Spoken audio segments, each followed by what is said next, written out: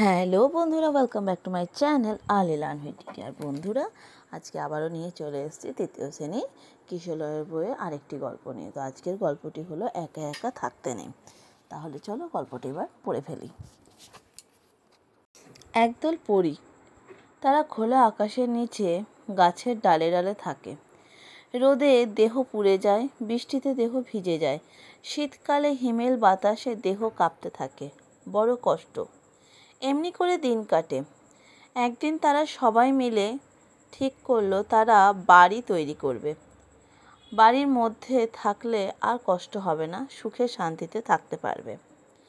কয়েকজন পরী বলল, চলো আমরা গভীর বনে যাই। সেখানে একসঙ্গে অনেক বড় বড় মজবুত গাছ আছে। সেসব ডালে বাড়ি তৈরি করলে আর কোনো ভাবনা নেই।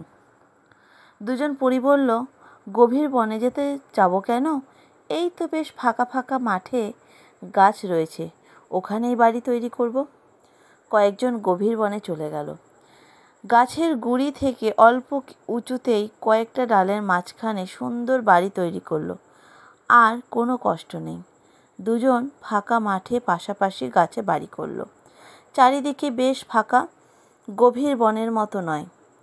এমনি করেই দুই জায়গায় আনন্দে দিন কাটে, রাত কাটে, কোনো দুর্ভাবনা নেই। তাদের মনে সবসময় খুশির হাওয়া। সব দিন সমান যায় না, কখন যে বিপদ এসে পড়ে কেউ বলতে পারে না। একদিন হলো তাই, বড় বিপদ আচমকা এসে পড়ল। একদিন বিকেল থেকে বৃষ্টি ঝরছে, তারপর এলো বর্ষার রাত। হঠাৎ দমকা হাওয়া দিয়ে পাহাড়ি ঝড় শুরু হলো। হাওয়ার দাপটে সব যেন উলট পালট হয়ে গেল। মাঠের গাছপালা কাঁপতে লাগলো। ঘন বনের মধ্যে একসঙ্গে অনেক গাছ, ফাঁকা জায়গায় কম, তাই সেখানে ঝড়ঝাপটা তেমন সুবিধে করতে পারল না।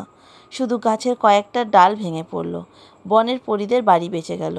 তারা বলল, সবার উচিত ঘন বনভূমির মতো একসঙ্গে মিলেমিশে থাকা। একা একা থাকলেই বিপদ। ওদের গাছগুলো আলাদা আলাদা ছিল, ভেঙে পড়ল। একা একা থাকতে নেই, তাতে শক্তি কমে যায়। একসঙ্গে থাকলে শক্তি বাড়ে। তো বন্ধুরা, এবার আমি কটা কোয়েশ্চেন অ্যান্সার ডিসকাস করে নেব। তাহলে চলো। তো প্রথমে একের কোয়েশ্চেনগুলো আমরা ডিসকাস করব। একের এক হচ্ছে, পরীদের বাড়িতে থাকা সুবিধাজনক মনে হয়েছিল কেন? খোলা আকাশের তলায় থাকতে গিয়ে তাদের দেহ রোদে পুড়ে যেত, বৃষ্টিতে ভিজে যেত। তাই তারা ঠিক করলো বাড়িতে থাকলে তারা এই সমস্ত অসুবিধা থেকে নিজেদের সুরক্ষিত রাখতে পারবে। 2 নাম্বার, বাড়ি তৈরির জায়গা নিয়ে তাদের মধ্যে ঝগড়া হলো কেন? তাদের মধ্যে দুজন পরী ঠিক করেছিল খোলা আকাশের নিচে ফাঁকা ফাঁকা গাছগুলোতে গাছেই তারা ঘর বাঁধবে। আর কিছু কিছু পরীরা ঠিক করেছিল যে তারা বনের ভেতরে গাছে বাড়ি বাসা বানাবে।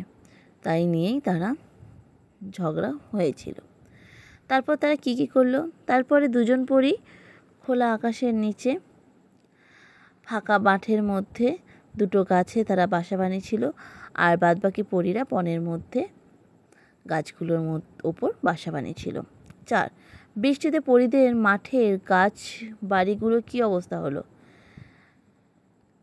হঠাৎ দমকা হাওয়ায় বৃষ্টিতে পরীদের মাঠের গাছগুলো উলট পালট হয়ে গিয়েছিল।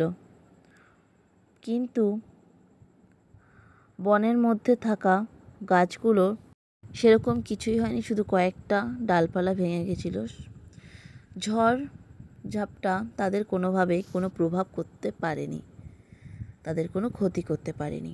তাদের বাড়িগুলো বেঁচে গিয়েছিল। আর ফাঁকা মাঠে গাছের বাড়িগুলো ভেঙে চূর্ণ রয়ে গেছিল। 5 নম্বর, ঘন বনে ঝড়ঝাপটা তেমন সুবিধা করতে পারলো না কেন?